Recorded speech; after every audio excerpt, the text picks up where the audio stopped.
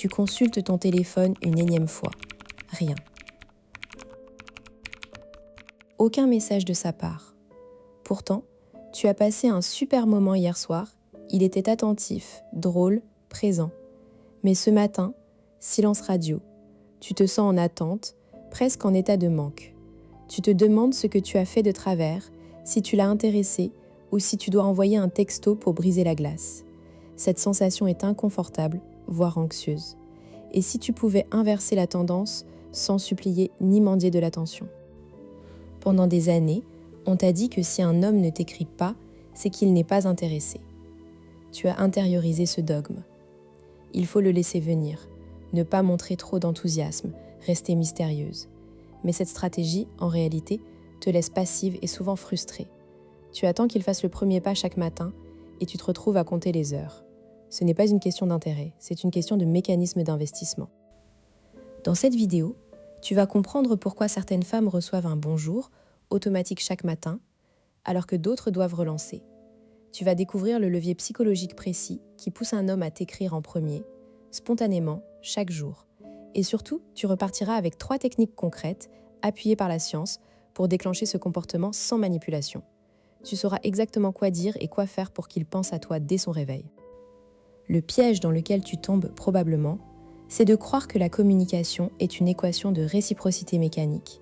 S'il ne t'écrit pas, il ne t'aime pas assez. Cette croyance est fausse et dangereuse. Elle te pousse à agir par manque, à envoyer des textos désespérés ou au contraire, à faire la morte. Mais la réalité est plus subtile. Le cerveau humain n'est pas programmé pour être équitable dans les premiers stades d'une relation. Il est programmé pour minimiser son effort tout en maximisant les bénéfices. La recherche en psychologie sociale, notamment les travaux de Sharon Brem sur l'investissement initial, montre que notre attachement croît non pas en fonction de ce qu'on reçoit, mais en fonction de ce qu'on donne. Autrement dit, plus un homme investit de son temps, de son énergie, de son attention dans une relation, plus il valorise cette relation. C'est ce qu'on appelle l'effet de l'investissement. Ce n'est pas ton charme ou ta beauté qui le poussera à t'écrire chaque matin, c'est le fait qu'il ait déjà mis quelque chose dans votre connexion.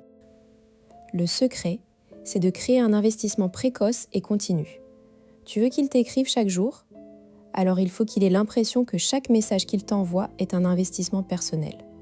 Si tu réponds immédiatement, longuement, avec enthousiasme, tu réduis son sentiment d'investissement. Il n'a pas à fournir d'efforts pour capter ton attention. En revanche, si tu crées un petit espace de tension, un léger déséquilibre, tu l'incites à investir davantage. Prenons un cas concret. Sophie, 34 ans, infirmière à Lyon, rencontre Paul, 37 ans, architecte, lors d'une soirée. Le premier date est excellent, rire, complicité, conversation fluide. Paul lui dit « On se revoit bientôt ?» Sophie répond « Oui, avec plaisir ». Le lendemain, elle attend son texto. Rien. Elle attend midi, toujours rien. Elle envoie un message vers 14h. « Super soirée hier. J'espère que ta journée se passe bien. » Paul répond rapidement, échange cordial, mais les jours suivants, c'est toujours Sophie qui initie. Elle se sent frustrée, de plus en plus anxieuse, et finit par lui demander directement « Tu as l'air distant ? Quelque chose ne va pas ?» Paul s'excuse, dit qu'il est occupé, mais le schéma persiste. Que s'est-il passé ? Sophie a commis l'erreur classique, elle a été trop disponible dès le début. En répondant « oui avec plaisir », sans aucune condition, elle a donné gratuitement son intérêt. Paul n'a rien eu à investir pour obtenir sa validation. Ensuite, en envoyant le premier texto le lendemain, elle a confirmé qu'elle était en attente, en manque. Son investissement à elle a été immédiat et total. Résultat, Paul n'a pas ressenti le besoin de faire d'efforts. Il sait qu'elle est là, qu'elle répondra. Maintenant, imagine la même situation, mais Sophie agit différemment. Après le premier date, elle ne donne pas de réponse immédiate à la proposition de Paul. Elle sourit, le regarde et dit « J'ai passé un très bon moment. Je te dirai ça demain. Envoie-moi un message si tu veux. » Cela place la balle dans son camp. Il doit faire l'effort d'écrire en premier.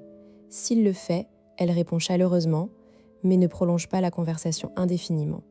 Elle laisse un petit espace. Par exemple, elle répond « Oui, j'ai adoré aussi, cette conversation sur l'architecture était passionnante. Je suis curieuse d'en savoir plus. À demain. » Et elle s'arrête là. elle n'ajoute pas de questions ouvertes, c'est à lui de relancer. Le soir, elle n'envoie pas de bonne nuit. Le matin, plutôt que d'attendre son texto, elle poste une histoire Instagram amusante ou partage un article intéressant sans le taguer. Elle crée de la présence sans être intrusive. Paul, qui commence à manquer un peu de retour, va naturellement lui écrire pour maintenir le lien. Et à chaque fois qu'il écrit en premier, Sophie récompense son investissement par une réponse brève, mais chaleureuse, puis se retire. Petit à petit, le cerveau de Paul conditionne le message du matin comme un geste obligatoire pour obtenir une micro-récompense. Comment appliquer ça dans ta vie dès maintenant ? Commence par observer tes propres schémas. Combien de fois envoies-tu le premier message le matin ou le soir ? Qui initie les conversations ? Si tu vois que c'est toi dans 80% des cas, tu as un problème d'investissement. La première étape est de rééquilibrer. Ne plus jamais envoyer 2 messages sans réponse. Laisse des silences. Quand il écrit, réponds avec la même chaleur, mais ne relance pas.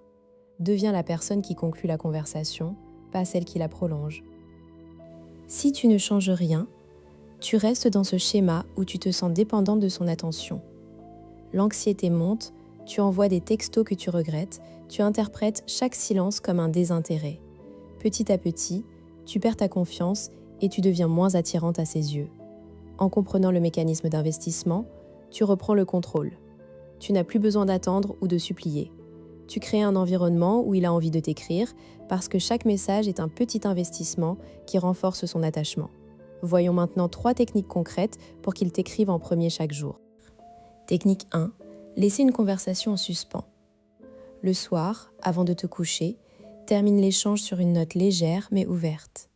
Par exemple, il te raconte sa journée, tu réponds « C'est fou cette histoire avec ton client. J'ai hâte de savoir la suite. Bonne nuit !» Tu ne poses pas de questions, tu ne dis pas « écris-moi demain ». Tu crées une attente. Son cerveau veut combler ce vide. Le matin, il se réveille avec l'envie de te raconter la suite. Exact words, j'ai hâte de savoir la suite, suivi d'un silence. N'ajoute rien. Technique 2. Utiliser le renforcement intermittent. La psychologue Karen Prior a montré que les récompenses variables sont plus addictives que les récompenses constantes. Certains matins, quand il t'écrit, réponds immédiatement et avec enthousiasme. D'autres matins, prends 1 heure ou 2 pour répondre et réponds plus sobrement. Par exemple, un jour tu dis « Trop contente de ton message. J'ai rêvé de notre dernier rendez-vous. » Le lendemain, s'il t'écrit pareil, tu attends 2 heures et tu réponds « Bonne journée à toi aussi. » Il ne saura jamais s'il va recevoir une réponse chaude ou froide. Il va donc écrire plus souvent pour tester. Technique 3. Créer un rituel du matin. Le cerveau adore les routines qui procurent de la dopamine. Si tu arrives à associer son premier message du matin à une micro-récompense agréable, il va reproduire ce comportement. Par exemple, vous avez une private joke sur un café que vous aimez. Chaque matin, il t'envoie une photo de son café ou un emoji café, et toi tu réponds avec un emoji ou un petit mot doux.